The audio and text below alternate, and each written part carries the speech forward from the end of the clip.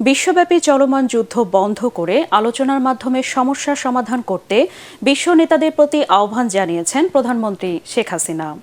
ব্যাংককে জাতিসংঘের economic and social commission for Asia and the Pacific ESCAP এর ৮০তম সম্মেলনে যোগ দিয়ে তিনি বলেন, যে কোনো যুদ্ধের বিপক্ষে বাংলাদেশ। প্রধানমন্ত্রী বলেন, মানবিক কারণে মিয়ানমারের বাস্তুচ্যুত রোহিঙ্গাদের বাংলাদেশ আশ্রয় দিলেও বর্তমানে তা এই অঞ্চলের নিরাপত্তা ঝুঁকি তৈরি করেছে। রোহিঙ্গা সংকট মোকাবেলায় আসিয়ানভুক্ত দেশগুলোর জোরালো সহযোগিতা চান প্রধানমন্ত্রী।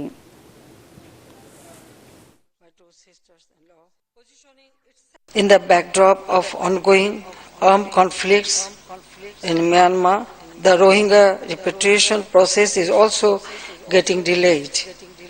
I take this opportunity to call upon the Asia-Pacific region, especially ASEAN, to play a proactive role in resolving the volatile situation in Myanmar.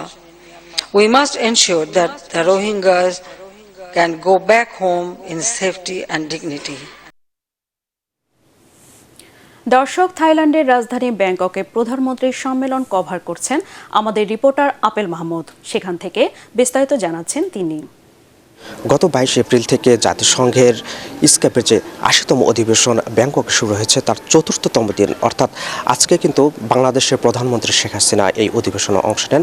সকাল ৯:৩০টার দিকে, মূলত স্থানীয় সময় ৯:৩০টার দিকে এই অধিবেশনে অংশ নেন এবং আজকে যে মূল ইস্যুটি নির্ধারণ করা ছিল সাস্টেনেবল ডেভেলপমেন্ট গোল, অর্থাৎ বাংলাদেশ SDGর যে লক্ষ্যমাত্রা নির্ধারণ করেছে সেই লক্ষ্যমাত্রার দিকগুলো কিন্তু এই অধিবেশনে মাননীয় প্রধানমন্ত্রী তুলে ধরেন এবং ২০৩০ সালের মধ্যে কোন কোন লক্ষ্যগুলো অর্জন বাংলাদেশ করতে চায় এবং কিভাবে বাংলাদেশ এগোচ্ছে এবং কোন কোন দিকগুলো অন্যান্য দেশ ফলো করতে পারে সেই জিনিসগুলো কিন্তু আজকের এই অধিবেশনে মাননীয় প্রধানমন্ত্রী তুলে ধরেছেন। এর পাশাপাশি আরেকটি বিষয় একটু জানিয়ে রাখি, সেটা হচ্ছে যে এখানে কিন্তু গাজা, এরপরে ইউক্রেন রাশিয়া যে যুদ্ধ চলছে সেই যুদ্ধের বিরুদ্ধে কিন্তু মাননীয় প্রধানমন্ত্রী তার যে বক্তব্য, যে যুদ্ধ বন্ধ করার যে আহ্বান, সে আহ্বান কিন্তু পুনর্ব্যক্ত করেছেন এবং আলোচনার মাধ্যমে এই যুদ্ধ যেন বিশ্ব নেতারা